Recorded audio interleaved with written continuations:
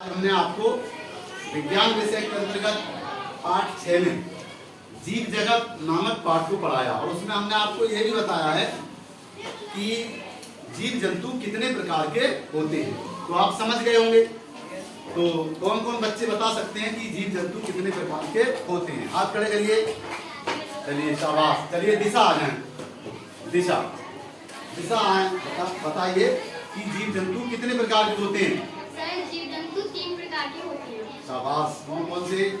Number एक शाकाहारी, number 2 मांसाहारी, नंबर 3 सर्वाहारी। हाँ, शाकाहारी जीव जंतु, मांसाहारी जीव जंतु और सर्वाहारी। बहुत बढ़िया। बताइए बेटा कि शाकाहारी जीव जंतु किसे कहते हैं? शाकाहारी जीव जंतु किसे कहते हैं? जो अपना भोजन पेड़ पौधों से प्राप्त करते हैं। जो अपना भोजन पेड़ पौधों से प्राप्त करते हैं। जैसे नाम बताएंगे कौन कौन प्राप्त करते हैं? जैसे हिरण, शाबाश,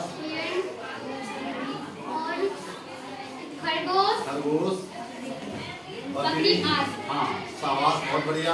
अच्छा बताइएगा कि दूसरे प्रकार के मांसाहारी जीव जंतु किसे कहते हैं? मांसाहारी जीव जंतु जिसे कहते हैं जो अपना भोजन जीव जंतु पर निर्भर रहते हैं। हाँ, जो अपने भोजन के लिए किस पर निर्भर रहते हैं? जीव जंतुओं पर निर्भर रहते हैं।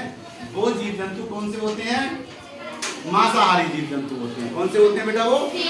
हाँ, जैसे बताइए क्या क्या नाम है उनके? शेर, चीता, भेड़िया आदि। हाँ, शेर है, चीता है, भेड़िया है। ये केवल जीव जंतुओं पर निर्भर रहते हैं अपने भोजन के लिए। ये किस पर रहते हैं?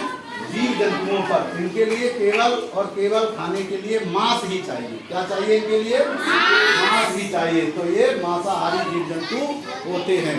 अच्छा, तीसरे प्रकार के जीव जंतु आपने कौन से बताए बेटा? सर्वाहारी। सर्वाहारी जीव जंतु। सर्वाहारी जीव जंतु कौन से होते हैं? जरा जोर से बताएं, बच्चों को सब सुने।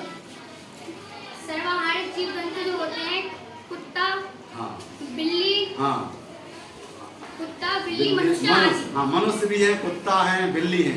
और ये अपने भोजन के लिए किस पर निर्भर रहते हैं? पेड़ पौधों पर और जीव जंतुओं पर। हाँ, ये अपने भोजन के लिए पेड़ पौधों पर भी निर्भर रहते हैं और जीव जंतुओं पर भी निर्भर रहते हैं। कौन कौन से होते हैं वो? कुत्ता, हाँ, बिल्ली, हाँ, मनुष्य आदि। हाँ, देखिए मनुष्य भी सर्वाहारी है, पेड़ पौधों को भी खाता है, उनसे प्राप्त भोजन को, और जीव जंतुओं से भी प्राप्त भोजन करता है। ऐसी कुत्ता है, ऐसे ही बिल्ली है। तो सभी बच्चों के समझ में आ गया होगा। दिशा ने बहुत बढ़िया बताया है। एक बार दिशा के लिए हम सभी